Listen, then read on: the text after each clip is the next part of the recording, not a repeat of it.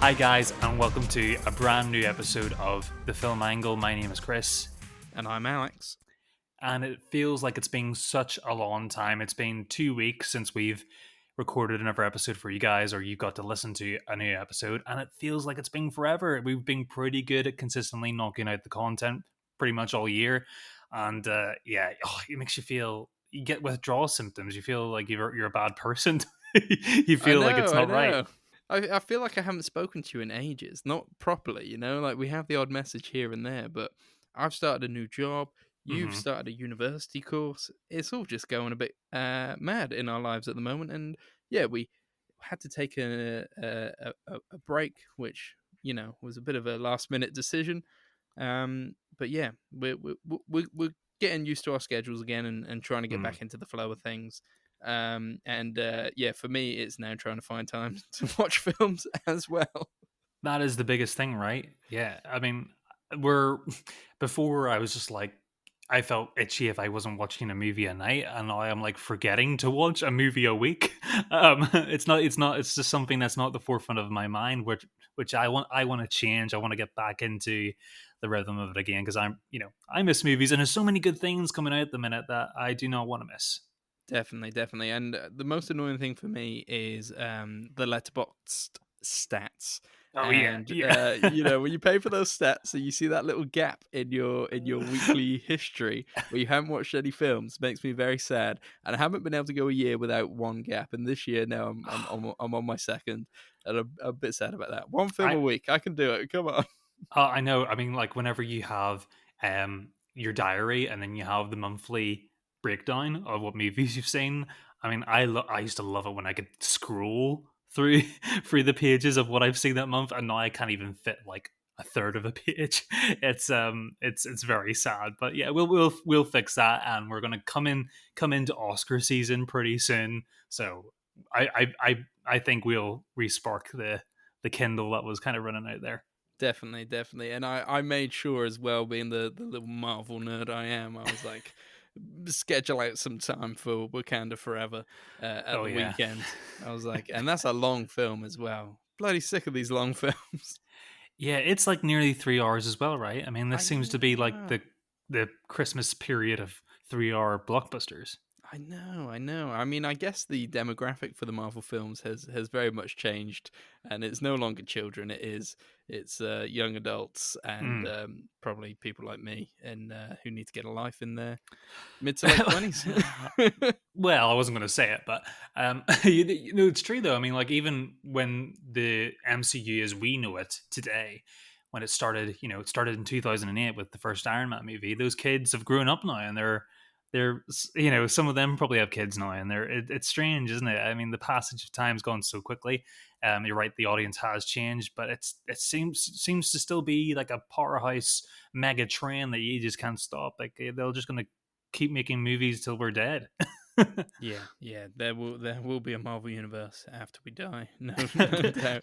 It Probably. is like turning more and more into the comics now, isn't it? Where it's like there's so much content that you have to kind of pick and choose what you're going to see, and if it Hmm. doesn't, they're linking slightly less. Maybe you can't really tell at the moment, so it's kind of like, well, if I miss She-Hulk, it's okay. Even though that being said, I did enjoy She-Hulk, but See, it's really aimed at people like our age who really are good at keeping tabs on things. I mean, I feel for people who are probably at the elderly, or like the slightly older audiences or young audiences. If you're just little kids and don't have the ability to rent or stream, because it's completely dependent on their parents, so they're going into these movies now, and a lot of them are relying on your knowledge of what you've seen on Disney Plus, and there's going to be like little things that don't make sense, and I think that's going to become a bit more normal as Disney Plus solidifies its place as like a Marvel content producer. It's yeah, it's a funny place we're at with media in general. especially now Roku's in the game with the new Weird Al film. I definitely want to Mm. put some time aside for that. I'm very excited for that one. Um, I mean, this episode might just be us talking about films that we're excited to watch when we finally get time again. I know those are things that just popping in my head just thinking about it now. Yeah, I know it's crazy, but there were some things I managed to catch up on. Like there are some there are good things out at the minute, Yeah. and it's been nice when I've had time to kind of take little moments to catch up on things, especially being horror Halloween season. I felt so disappointed because usually like I am on it, man. Every Halloween I am like 20 horror movies in that month, no problem, and I probably did like five.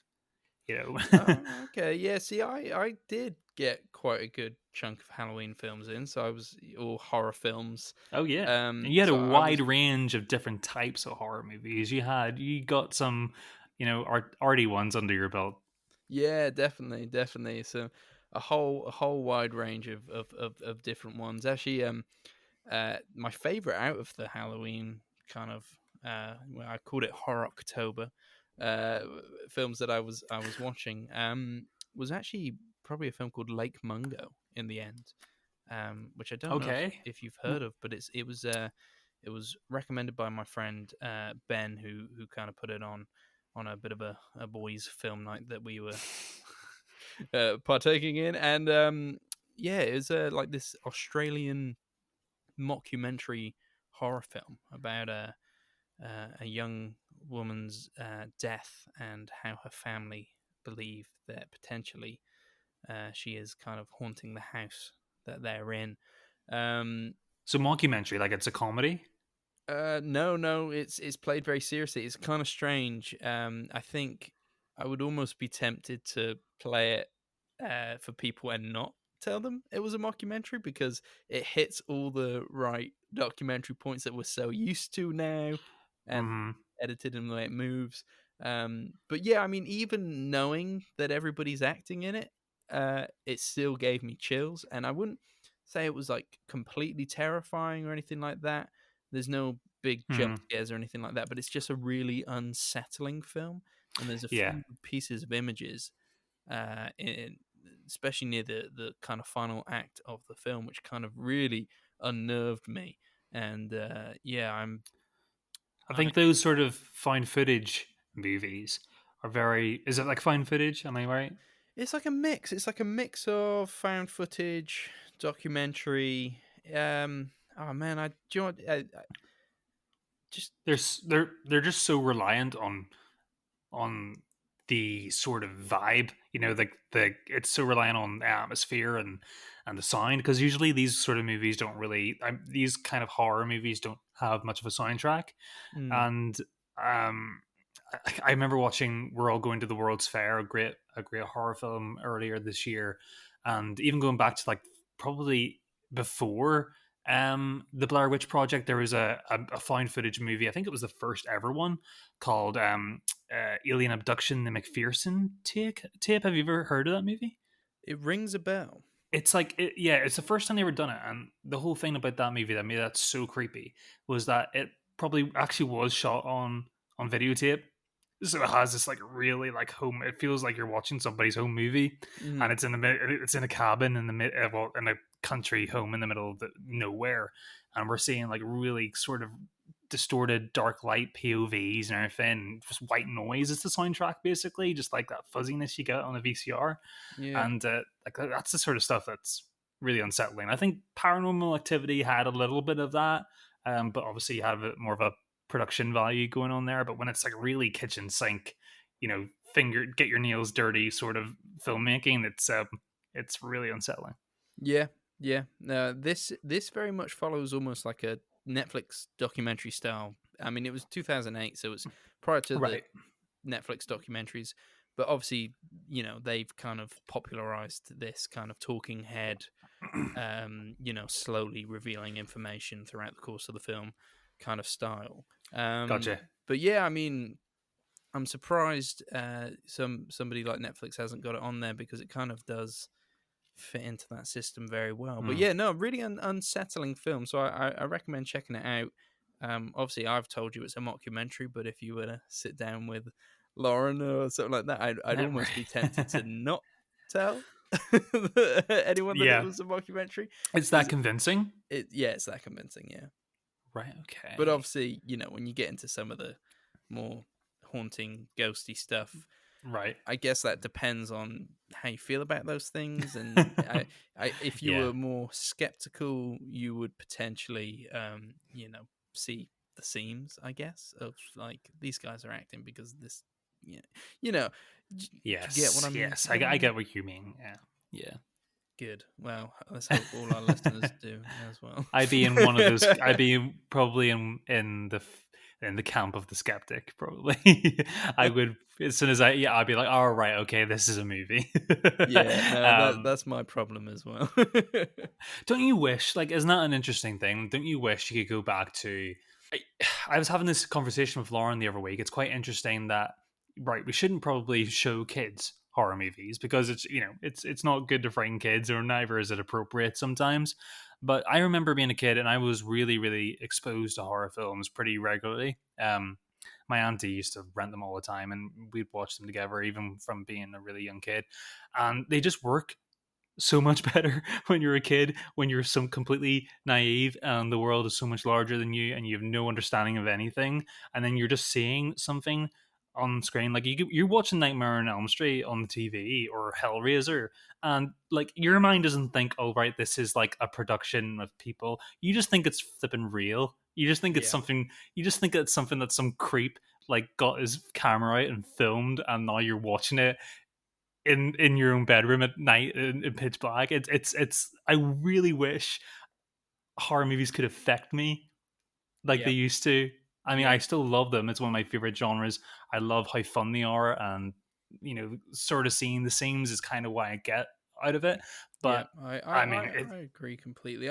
But also, do you feel like like the kind of kids slash family films that we grew up on had an element of fear in them that you don't really see as much today? They're a little bit more sanitized. like kids, family movies. Or sorry, are you Yeah, talking or about? just like like films like Jurassic Park and Mm-hmm. Jaws. I am just saying, like E.T. No. Even like Spielberg was a master of bringing like that childhood fear into films in a way that still wasn't so terrifying you couldn't go to bed. But I remember being quite scared during some of those films. He brings in true fear, but a lot of films that are aimed at kids these days are kind of sanitized. I doubt you would, Yeah. like Jurassic World Dominion. I doubt any kids are going to be that terrified of it, depending on their age. Yeah, I mean, there is. I think because you get that tangible, actual essence of fear in the original Jurassic Park, but there's also, I think it's also the way movies look nowadays. They've got this whole sheen of gloss painted over the screen.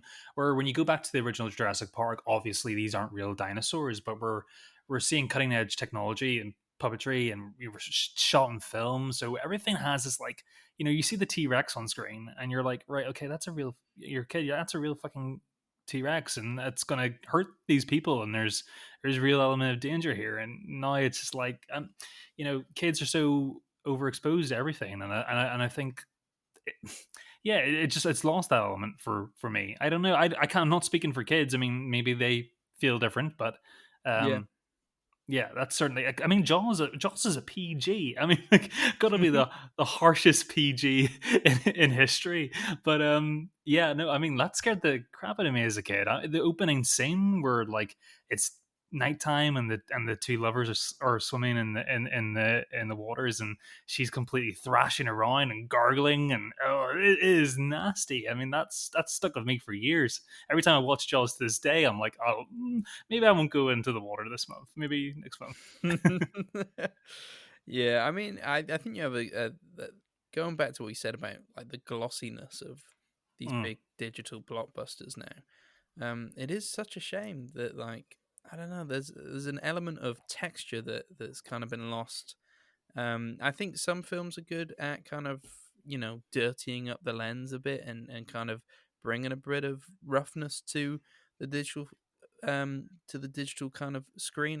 yeah. I recently rewatched The Batman again, and I think that does a really good job for the most Oh yeah. part, in really, because that's all shot on digital, but it looks like it was kind of shot on film. It looks a bit grainy. It looks a bit dirty.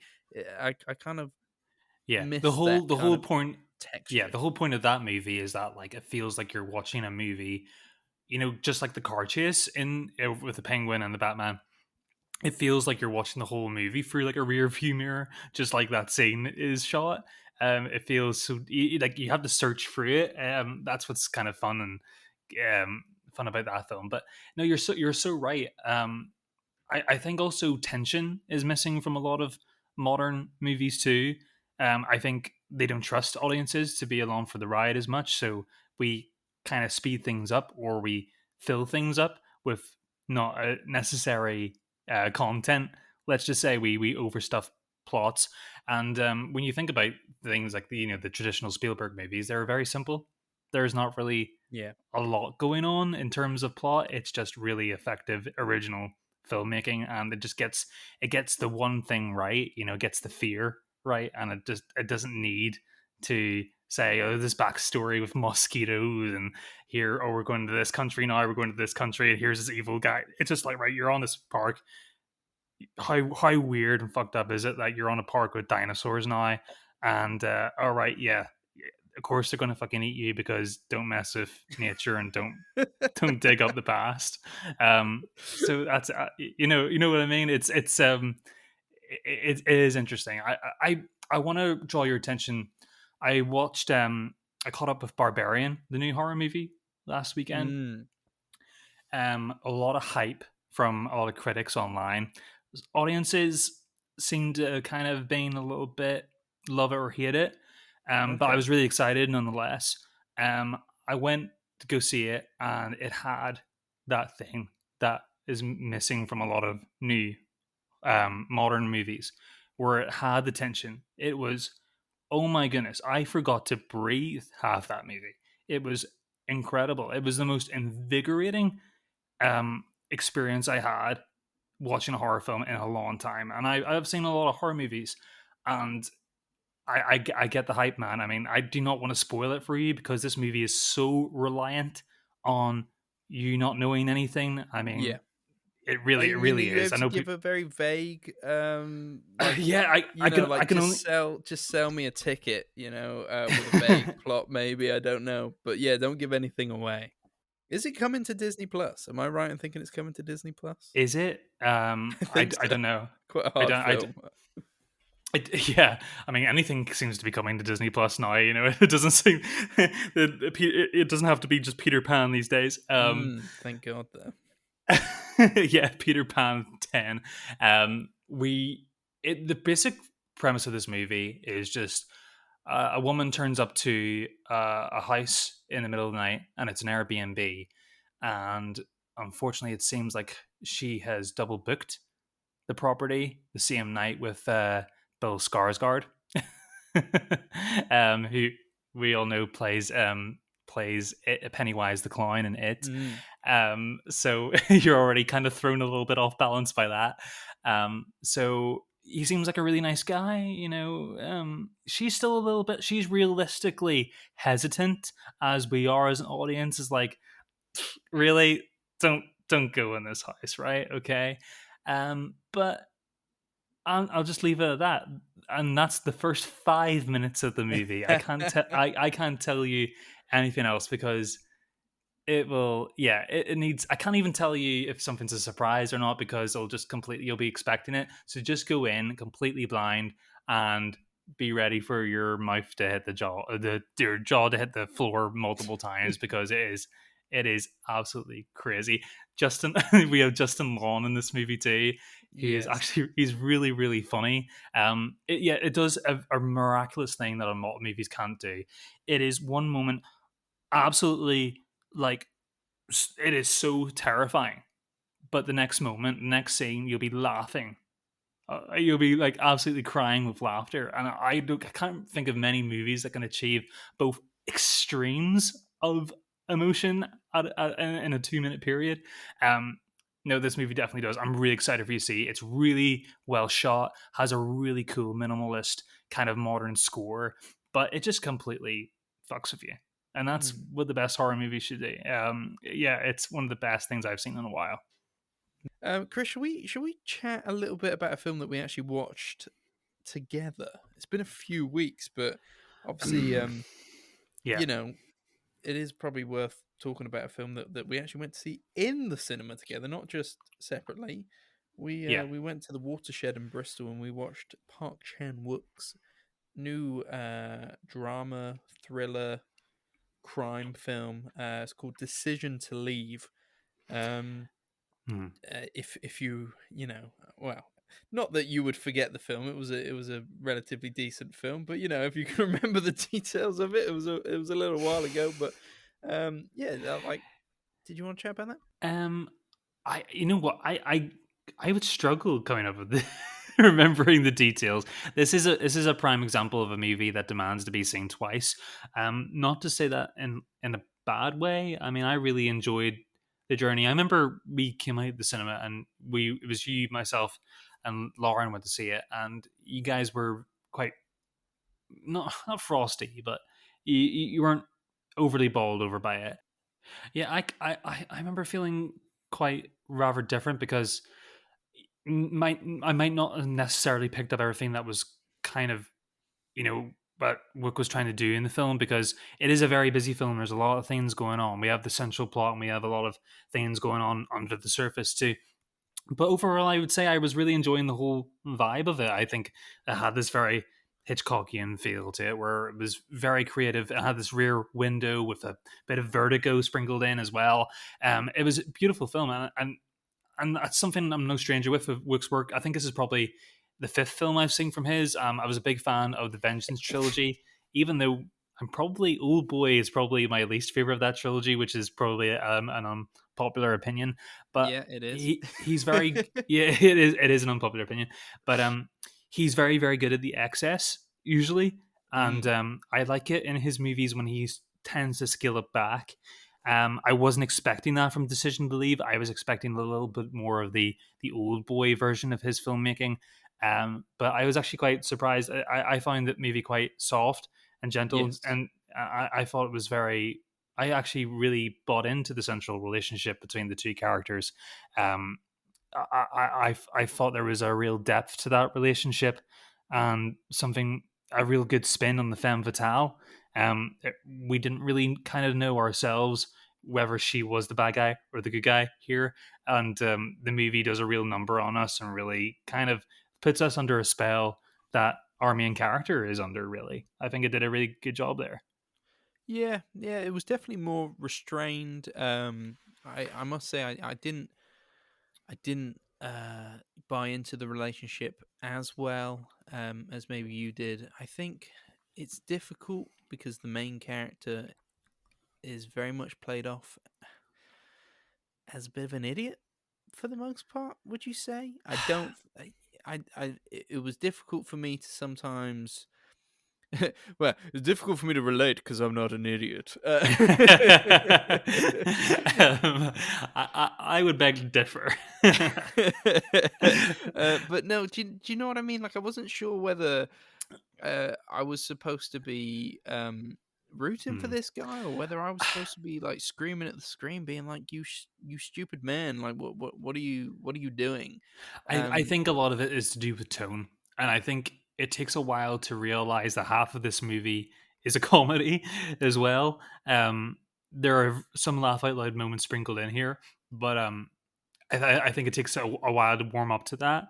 Um, it's a sort of bubble that all these characters are existing in. I think he is. I don't think he's an idiot. I think he is.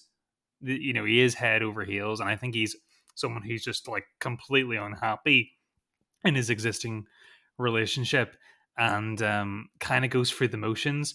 I think he probably would have felt more like an idiot if his sidekick didn't really do all the legwork for him. yeah, He was quite a fun character, but no, there.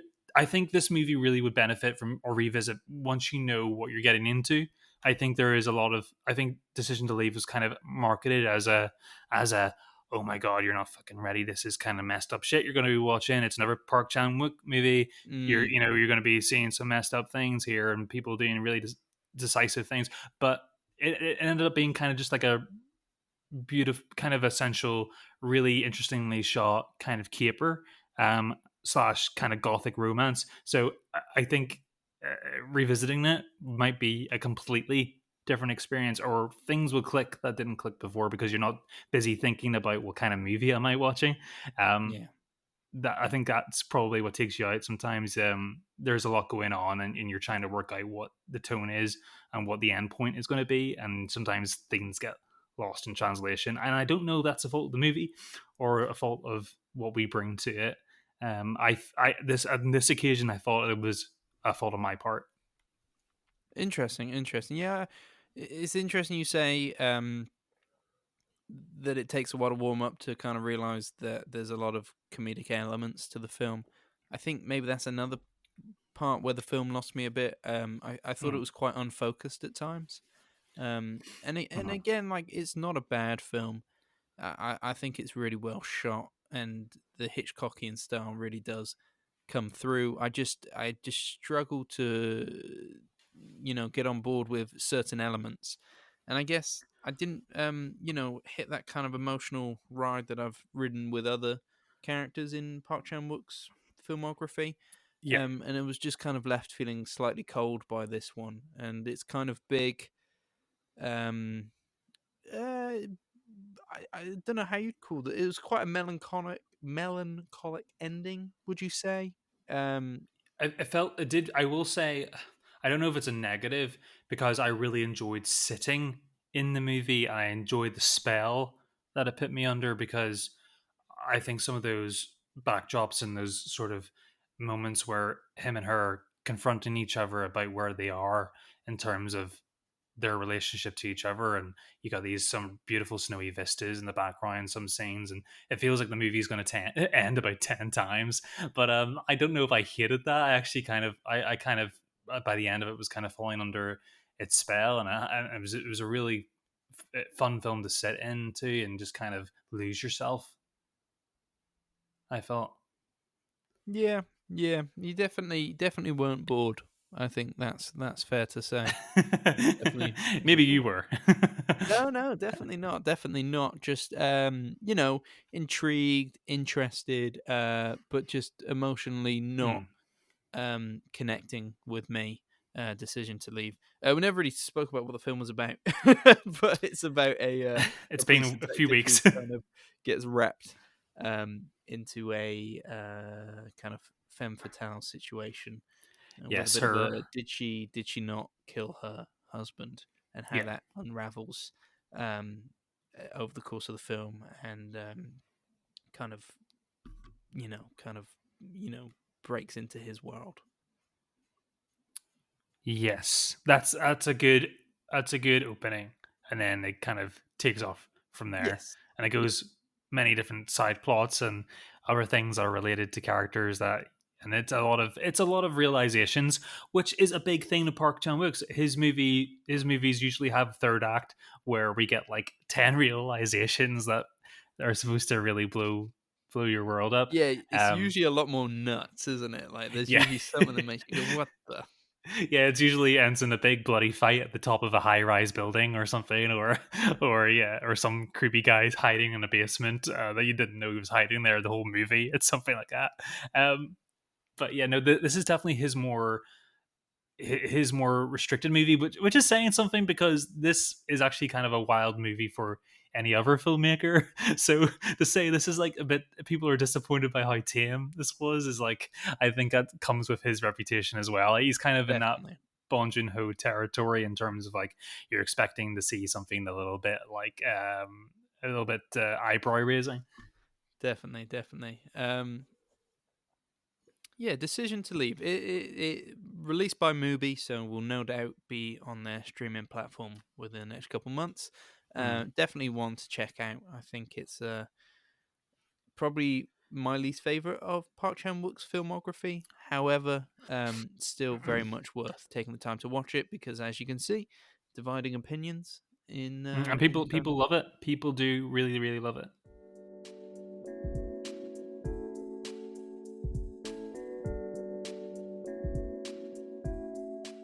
What about the movie that everybody's talking about and nobody can stop getting enough of, Black Adam? That was a movie I was never excited for. I saw the trailer umpteen times at our local cinema, and every time it came on, I felt like I was just like going to sink into my chair.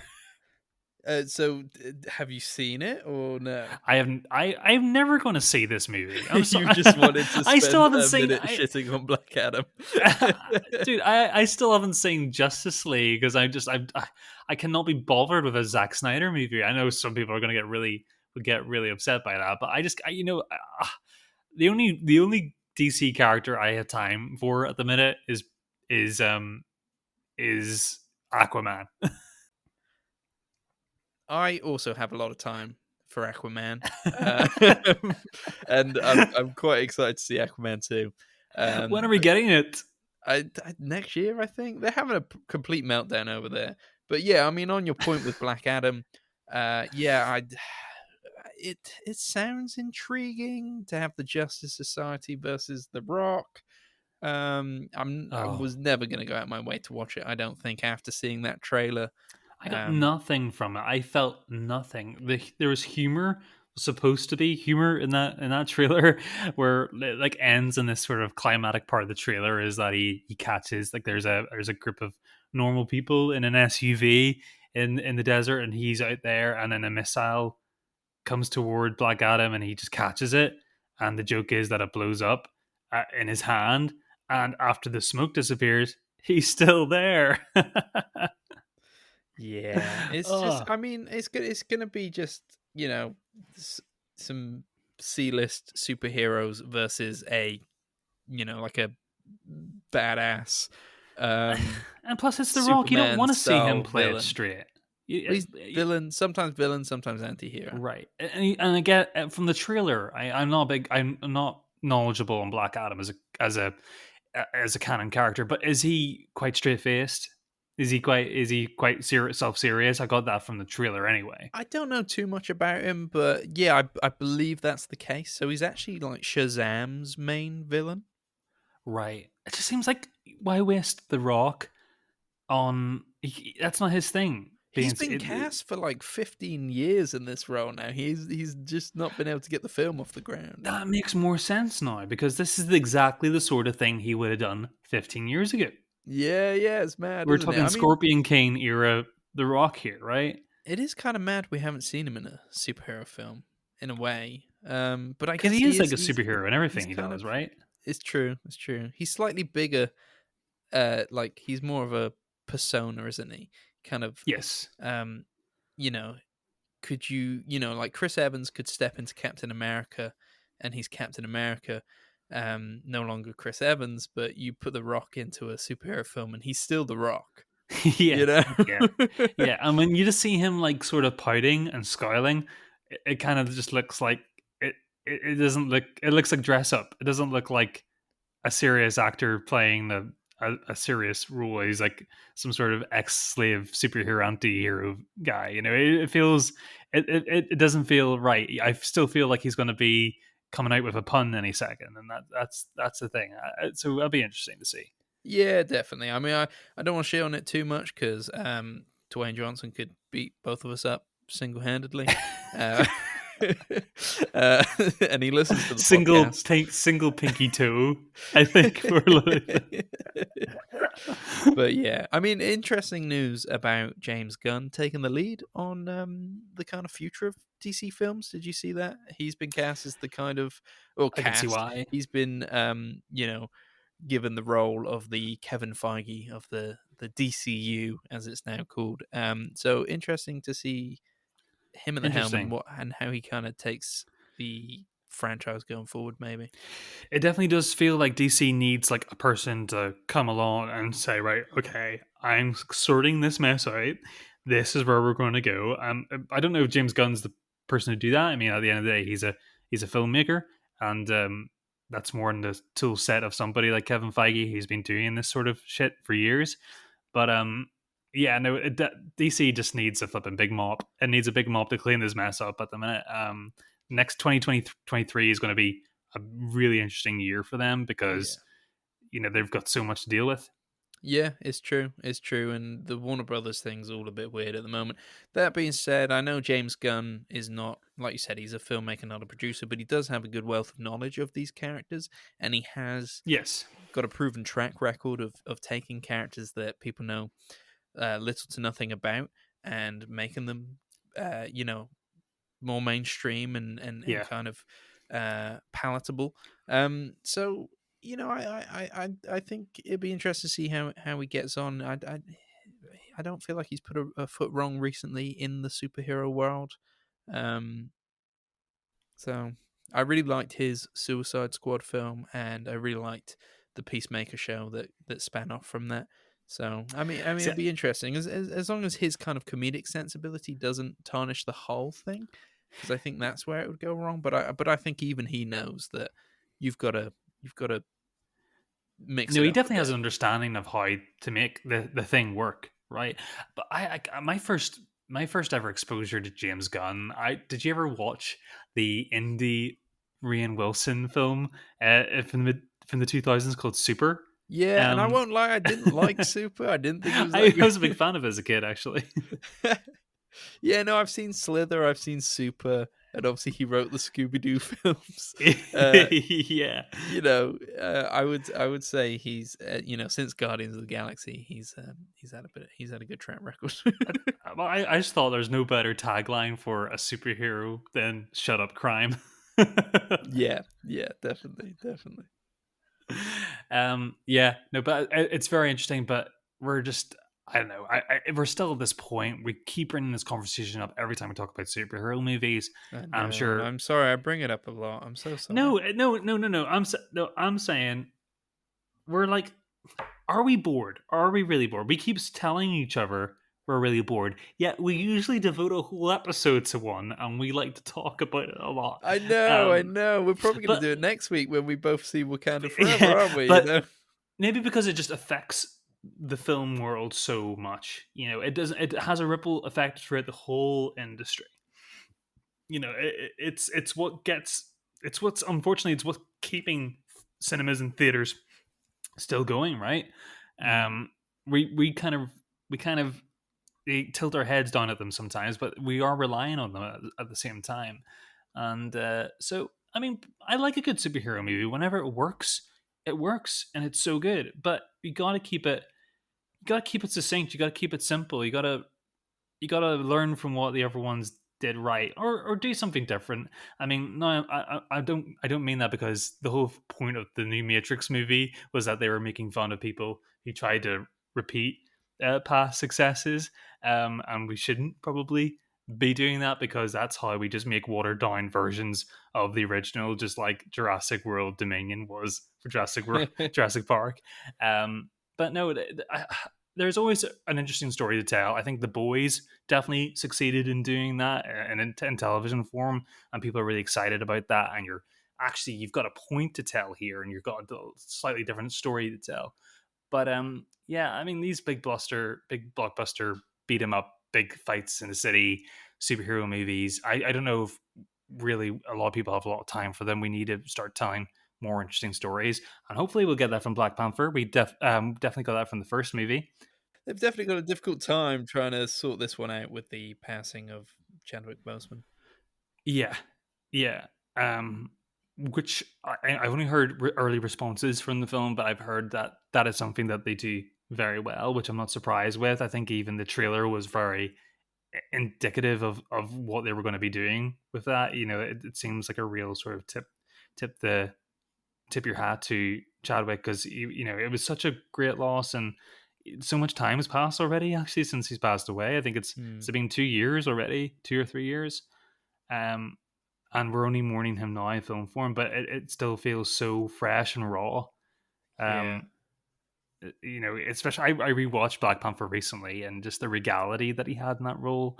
Um, Maybe Michael B. Jordan did steal the show, but Chadwick definitely held his own in that movie, and he will definitely be missed. And I'm really interested to see how the movie handles that, and how they pass the torch, and if it's still the same without him. So it's going to be a really interesting experience. I'm hoping, it's a Marvel film that manages to kind of make you emotional. But I realize as well, they can only spend so much time in the kind of tearful tributes when Yes, their yes. core audience is Yeah, I young hope it kids. warrants being nearly 3 hours long. Yeah, yeah. it's going to be interesting. I'm really interested to see how it goes. I have fond memories of the first Black Panther film. I think it's one of the best Marvel films. Not the best, but one of the best. And at the time it Yes, came out, I it agree. really did kind of breathe a breath of fresh air into the MCU. And obviously, I think we've been a little bit mixed and down on the last few entries. So maybe this will come along and Yeah, breathe some life into a bit of a run that's a bit stale, maybe.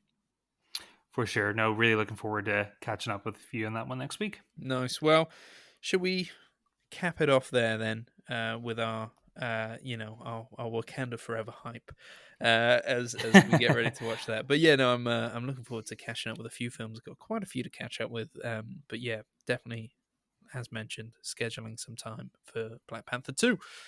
And try not to fall asleep. Yeah, yeah. So that's been the film angle for this week. We're back, baby. Softcore back. Softcore back.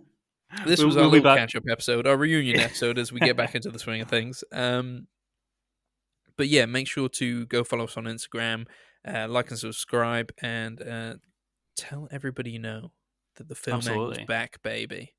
And We're you back. should be listening. Well, that sounded like a threat. You should be listening. So yeah, check us out next week, guys, where I'm sure we'll do a big in-depth Black Panther episode and maybe some more. We'll see how it goes. But yeah, Yeah, I'm really Alex, excited. I'm Kris. and this has been the Film Angle. Goodbye. Goodbye.